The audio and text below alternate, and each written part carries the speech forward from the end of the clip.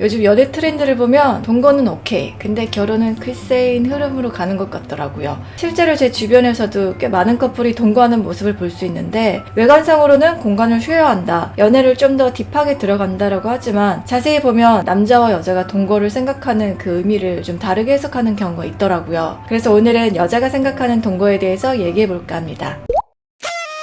가끔씩 커뮤니티나 그런 걸 보면 동거에 대한 열띤 찬반 토론이 이루어진 걸 볼 수가 있는데, 아무래도 동거라는 단어가 풍기는 이미지 때문이지 않을까 생각을 해요. 어쨌든 우리나라는 보수적인 시각이 자리 잡고 있어서 동거를 했었다라는 그 이력은 거의 사실혼으로 간주하는 경향이 큰데요. 그래서 오랜 동거 경험이 있었다라는 게 결국 다음 연애 상대 입장에서는 그리 달갑지 않게 느껴지는 게 사실인 것 같아요. 좋은 취지로 시작한 동거일지라도 죽은 글씨가 돼버릴 수도 있기 때문에 그렇겠죠. 그래서인지 동거에 대한 의견이 분분한 것도 지난번 속궁합 때처럼 남자보다는 여자들의 의견이 갈리게 되는 경우가 거의 압도적으로 많더라고요. 여자한테 동거는 단순히 남자랑 같은 공간에서 산다라는 그 의미로만 국한되는 게 아니기 때문에 그런 거겠죠. 뭔가 감정과 이성이 대립되는 거라고도 볼 수 있을 것 같은데, 동거녀라는 부정적인 사회적 인식과 현재 연애의 행복감의 연장선이라는 그 대립된 각도를 이룬 거라고도 볼 수 있을 것 같아요. 그리고 어떤 분들은 결혼을 선행학습한다라는 차원에서 동거는 찬성이다 라는 의견도 있었습니다. 물론 이렇게 좋은 결실이 확정된 상태에서 서로 동거를 하는 거는 저도 나쁘지 않다고 생각을 하거든요. 왜냐면 결혼이 예정되어 있어서 이런 것들이 진행되는 것과 그렇지 않은 상태에서 이루어지는 것 사이에는 마음가짐이 완전히 달라지기 때문에 그래요. 아마 이건 단순 연애를 위해서 포차에서 헌팅하는 거랑 무조건 결혼을 해야 된다라는 마음을 먹고 결혼정보회사에 등록해서 내 짝을 찾기 위해서 하는 목적성이 아예 다른 거랑 비슷할 것 같습니다. 결혼이 약속된 상태에서 한 2-3개월 전에 동거를 시작하게 됐을 때는 오히려 시간의 효율성이 높아진다고 해야 될까요? 사실 결혼 날짜가 나오면 그 직전까지 정말 할 일이 많고 너무너무 바쁘거든요. 웨딩 촬영부터 신혼집, 혼수, 예단, 청첩장, 양가 인사, 그리고 스튜디오, 스드메 업체까지 알아보고 무리 없이 큰 행사를 치르기 위한 사전 작업들이 정말 많은데, 이런 것들이 모두 나 혼자서만 그냥 마음대로 결정할 수 있는 사안이 아니다 보니까 두 사람 양쪽이 서로 시간 맞춰서 해야 되는 것들이 많거든요. 그래서 주중에 각자 회사에서 일할 때는 업체들 서치하고, 주말에는 시간 맞춰서 같이 일 보러 다니고 한다고 해도 진짜 넉넉하게 오래전부터 서서히 준비하는 거 아니면 보통은 예식날 정도 되면 거의 넉다운 되는 지경에 이르게 됩니다. 근데 결혼 전에 동거를 하게 되면 큰일들은 미리미리 해결할 수가 있고 그 밖의 일들은 좀 수월하게 진행을 할 수가 있겠죠. 막 힘들게 서로 스케줄 맞춰서 의논하고 이런 시간을 단축시킬 수가 있으니까 어떻게 보면 오히려 장점이 많다고 봐도 될 것 같아요.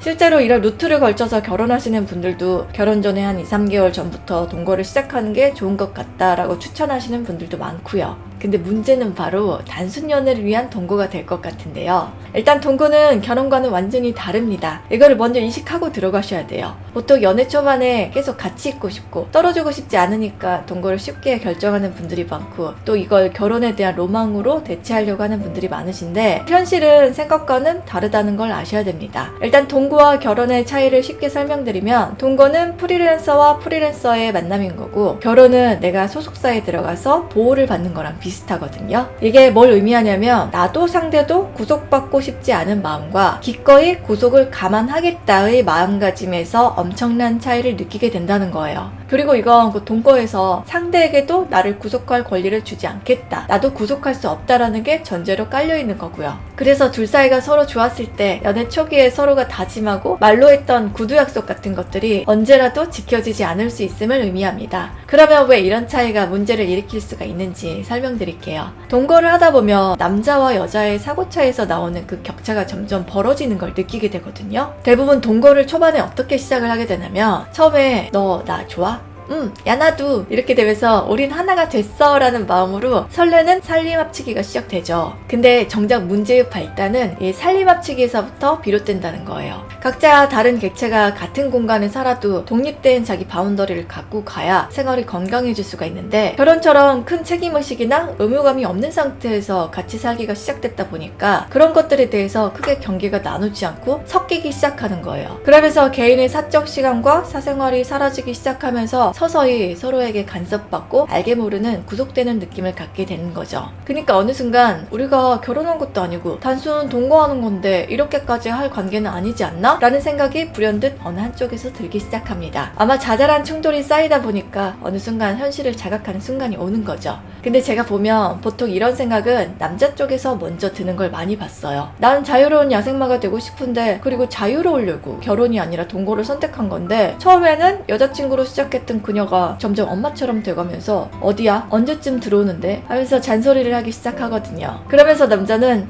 내가 이러려고 얘랑 동거를 시작한 건가? 이건 아닌데? 하면서 답답하고 벗어나고 싶다라는 생각이 들면서 서서히 밖으로 일탈을 시도하게 되죠. 이때 주로 친구들이랑 술 먹으러 밖으로 나들이를 간다던가, 나랑 같이 사는 엄마 같은 그녀가 아닌 또 다른 풋풋한 다른 썸녀가 눈에 들어오기 시작합니다. 맞다, 우리도 처음에 연애할 땐 이랬는데 지금은 그런 것도 하나도 없고 볼 걸 못 볼 걸 다 보면서 시들해졌던 차에 오랜만에 이런 설렘을 느껴보니까 좋다, 이렇게 되는 거예요. 그러다가 이제 잠깐 바람 좀 쐬고 올게가 되면서 몸은 동거하지만 마음은 별거로 이어지게 되는 거죠. 근데 아까 우리가 말했던 살림 합치기를 했기 때문에 이런 나들이의 흔적이 안 남을 수가 없겠죠. 그러면 어느 한쪽에 바람핀 게 드러나게 되고 그 관계는 파국으로 치닫게 되는데, 여기서 끝나는 게 아닙니다. 더 최악은 돈 문제가 결부되어 있다는 거예요. 그동안은 생활비, 집 보증금 등으로 돈이 묶여서 이제 서로 남남이 됐지만 서로의 채무 관계를 정리하느라 더 험악한 상황이 돼가면서 서로한테 상처만 남는 이별을 맞이하게 됩니다. 제가 동거를 원하는 분들께 로망과 희망을 버리라고 이런 극단적인 얘기를 드리는 게 아니에요. 이게 현실이라고 봐도 무방할 정도로 너무 많은 커플들이 이런 수순으로 연애와 동거가 동시에 깨지거든요. 그렇게 될 수밖에 없는 게 동거를 임하는 남자와 여자의 마음가짐이 달라서 그렇거든요. 항상 말씀드리지만 여자는 울타리 안에 들어가서 느낄 수 있는 안정감과 남자로 인한 내 심리적인 안착을 지향하거든요. 그래서 결혼이라는 제도권 하에 관계가 아닐지라도 내 옆에 있는 애인에게 의지하고 남자친구로서의 역할, 즉 보이지 않는 바운더리가 되어주길 바라는 심리가 큽니다. 그래서 둘이 함께 있는 공간이 밀접해지고 심리적인 공간이 가까워질수록 내 삶 속으로 들어온 이 남자에게 애인 이상의 의지처로 생각하는, 가족 개념으로 생각하게 된다는 거죠. 그러니까 여자분들이 서서히 엄마처럼 변해서 집 안팎으로 케어를 하는 경우가 많죠. 근데 남자는 그런 것들이 점점 부담스럽고 초반에 자기가 생각했던 그냥 가볍게 시작했던 동거의 개념이 자꾸만 무너지는 것 같으니까 그게 싫어서 또 멀리 나들이를 떠나게 되는 거고요. 물론 처음부터 양쪽이 성숙한 관계를 잘 이어가는 분들도 계시겠지만 보통 일반적으로는 남녀의 이런 심리 때문에 비슷한 패턴이 반복되는 것 같아요. 모성애로 인한 정으로 점점 그 이상을 원하게 되는 여자와 자꾸만 선을 넘는 것 같은 이런 여자에게서 벗어나고 싶은 남자의 간극에 싸움이 되는 거죠. 근데 이걸 좁히는 작업이 한 공간에서 계속 부대껴 살면서 해결하고 정리한다라는 게 생각보다 쉽지 않다는 거예요. 그리고 아마 여자 입장에서는 초반이 됐던 살면서가 됐던 일단 동거를 결심하게 됐을 때는 이 남자하고의 결혼 생활까지도 상상하면서 염두에 두게 되는 가능성이 상당히 높아지기 때문에 서로의 이런 생각의 차이를 아는 것도 굉장히 중요합니다. 정확히 말하면 둘 다 초반에는 결혼보다는 동거부터 일단 해보자로 시작을 했지만 여자는 살다 보니 이 남자하고 결혼해도 괜찮겠다라는 미래를 그려보게 되면서 동거를 하나의 중간 과정으로 받아들일 수 있게 된다는 거죠. 반면 남자는 동거는 동거일 뿐이다로 나는 부담스러운 관계 원치 않는다가 될 수 있는 거고요. 그래서 어느 순간 서로 이런 입장 차이를 알게 되고 틀어지는 순간부터 우리가 흔히 알고 있는 동거의 부작용이 나타나게 되는 거겠죠.